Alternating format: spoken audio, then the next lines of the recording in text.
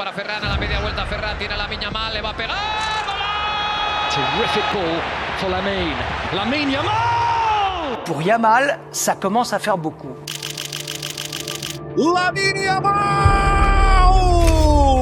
Histórico! Histórico para o garoto do Barça! But we have to talk about Lamine Yamal and Spain. Yamal, s'il continue à performer, peut-être qu'il deviendra un jour, je lui souhaite, comme Léo Messi. Le problème de Yamal, c'est que c'est pas du tout la même personnalité. C'est quand même quelqu'un d'extravagant. Ça se voit. Il a déjà fait parler de lui en dehors du terrain plusieurs fois avec l'histoire des nains, l'histoire de ceci, l'histoire après l'Euro, comment il a fêté les trucs. On dit que certains joueurs sont nés pour jouer au football, mais Lamine Yamal, lui, donne l'impression d'être né avec le ballon collé au pied. Vainqueur de l'Euro à 17 ans, deuxième du Ballon d'Or à 18 ans seulement, il continue d'épater le monde entier par sa technique, sa personnalité et surtout sa précocité. Mais pendant que le monde entier s'émerveille devant ses dribbles, la vraie histoire se joue peut-être derrière lui, dans son entourage. Car soyons honnêtes, l'histoire du football regorge de jeunes stars qui ont échoué non pas à cause d'un mauvais match, mais à cause de mauvaises fréquentations. Et non, je ne parle pas de potes de soirée ou encore d'agents douteux, je parle de quelque chose de bien plus proche, la famille. Le talent de Yamal ne fait aucun doute, mais ces derniers temps, les rumeurs se multiplient quant à l'implication de son entourage, notamment de son père, dans l'aspect commercial de sa carrière. Interview, sponsoring, droit d'image et même présence sur les réseaux, tout semble d'abord passer par le filtre familial. Et même si cela ressemble à de l'amour parental, dans le football, cela peut vite se transformer en autre chose, pression, contrôle, mauvaise gestion. Alors aujourd'hui, on ne doit pas parler de Yamal le jeune prodige, mais de son entourage et de la possibilité que leur influence soit le plus grand défi qu'il aura à relever. Parce que comme beaucoup de jeunes prodiges l'ont appris à leurs dépens, le talent peut vous mener au sommet, mais ce sont les gens qui vous soutiennent qui décident si vous y restez.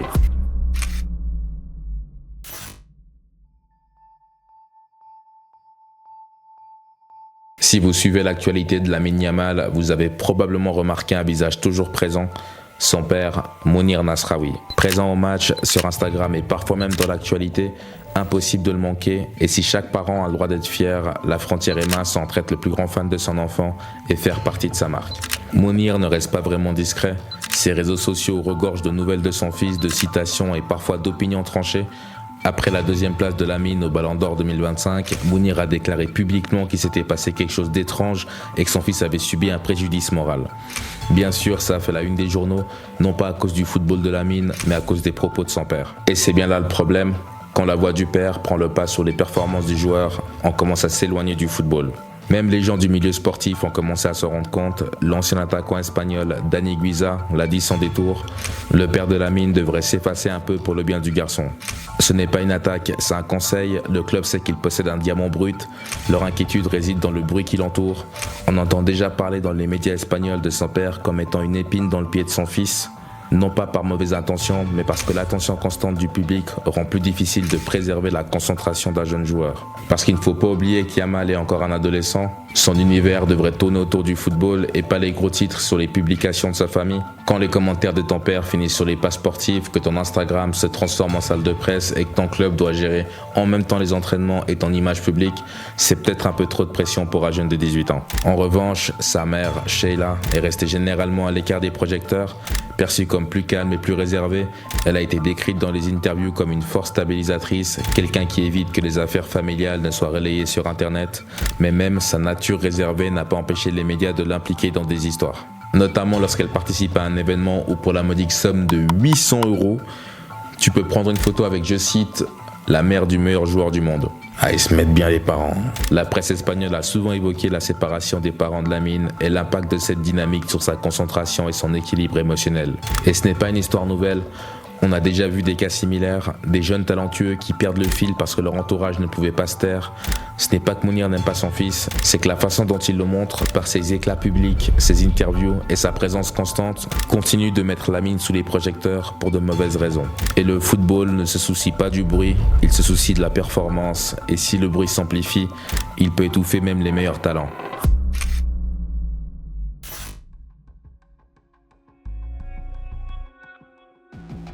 Chaque match qu'il dispute, chaque photo qu'il publie, chaque interview qu'il donne ajoute une dimension supplémentaire à cette image publique imposante. Ça peut paraître excitant de l'extérieur, mais pour un jeune joueur, c'est beaucoup à porter.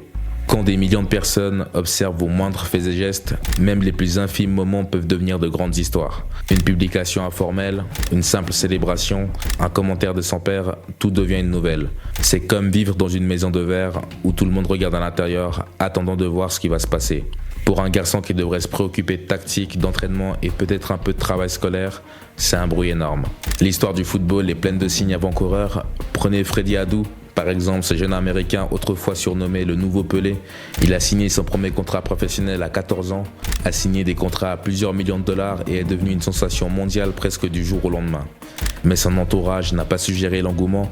Entre des attentes irréalistes, une attention médiatique constante et les mauvais choix de carrière de son entourage, sa progression s'est effondrée.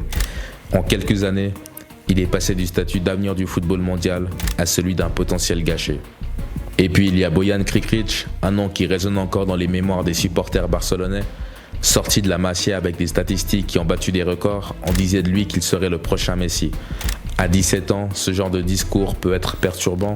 Bojan a admis plus tard dans des interviews que la pression, les comparaisons et les attentes constantes le rendaient anxieux et mentalement épuisé. Il a dit n'avoir jamais vraiment eu l'occasion de progresser en tant que joueur à son rythme. C'est ça la célébrité. Elle va plus vite que ce que l'esprit peut suivre. C'est là que réside le danger pour Lamine. Le talent est indéniable, mais le talent seul ne vous maintient pas au sommet. C'est l'entourage qui fait la différence, les conseils, la protection, ceux qui savent dire non. Et quand ce cercle devient bruyant, quand chacun autour de vous commence à penser qu'il fait partie de l'histoire, l'attention s'évanouit. Vous cessez d'être un acteur pour devenir un produit. Pour Lamine, l'inquiétude ne se limite pas à la célébrité elle-même, mais concerne aussi la rapidité avec laquelle tout cela évolue.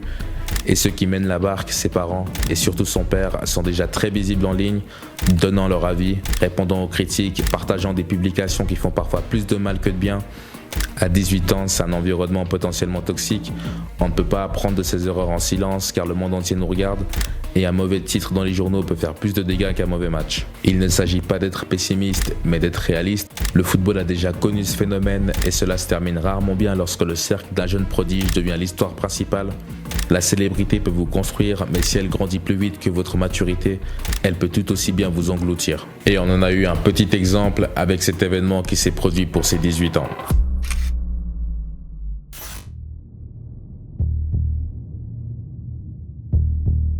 Après toute cette attention et ce tapage autour de Lamine, on aurait pu croire que son entourage préférait rester discret un moment.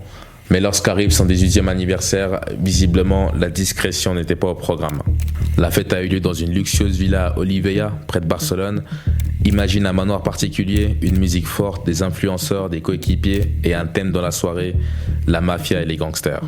L'événement se voulait chic, voire emblématique. Au lieu de cela, il a fait la une des journaux pour des mauvaises raisons. Quelques jours plus tard, les médias espagnols ont commencé à signaler que des personnes atteintes de nanisme avaient été embauchées pour divertir les invités.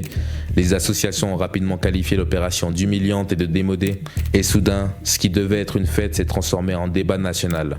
Comble de malheur, le ministre espagnol des droits sociaux est intervenu et a demandé au parquet d'enquêter pour savoir si la fête avait enfreint les lois sur l'égalité. Lamine, pris entre deux feux, tenta alors de calmer le jeu. Il affirma que les rumeurs étaient exagérées et que les personnes travaillant à la fête avaient été traitées avec respect. L'un des artistes confirma également qu'on ne leur avait pas manqué de respect, mais à ce moment-là, cela n'avait plus d'importance. L'histoire avait déjà pris une ampleur inédite. Et le pire, c'est que tout cela aurait pu être évité. Quelqu'un dans son entourage aurait dû le voir venir.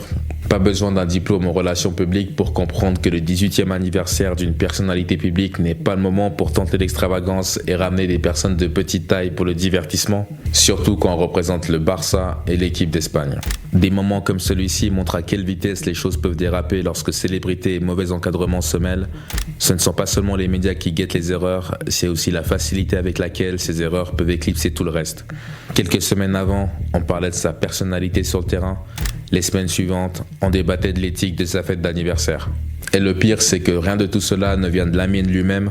Tout vient des choix faits autour de lui par ceux-là même qui sont censés le protéger de ce genre de polémique. À Barcelone, on sait que la célébrité peut être un cadeau et un fardeau, surtout pour un joueur aussi jeune que Lamine Yamal. Le club est conscient qu'une attention excessive peut distraire facilement un joueur qui apprend encore à devenir professionnel. Après la récente controverse autour de la fête d'anniversaire, le président du club, Juan Laporta, a publiquement défendu Lamine, affirmant qu'il n'y avait rien de mal à ce qu'il fête son anniversaire et qu'il s'agissait simplement d'un événement privé avec des amis et des personnalités du monde du spectacle.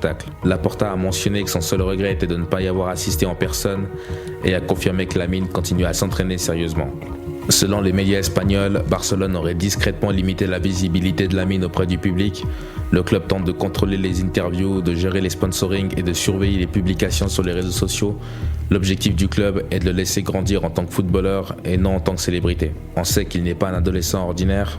Chaque décision prise autour de lui est scrutée par des millions de personnes et même les petits moments personnels peuvent faire la une des journaux. C'est pourquoi on s'efforce de lui apporter un peu de calme afin que sa vie ne se transforme pas en tourbillon constant de caméras et d'opinions. Malgré tout le chaos qui l'entoure, la célébrité, les gros titres, les comparaisons, les controverses, Lamine Yamal n'est encore qu'un adolescent qui essaye de jouer au football et de se découvrir. Il commettra des erreurs, trébuchera un peu et fera probablement encore parler de lui en cours de route, mais cela fait partie de la croissance, même si cela se passe sur l'une des plus grandes scènes du monde. En fin de compte, on espère simplement que les gens qui le guident se souviendront que le talent n'a pas besoin d'être protégé de l'échec, mais du bruit.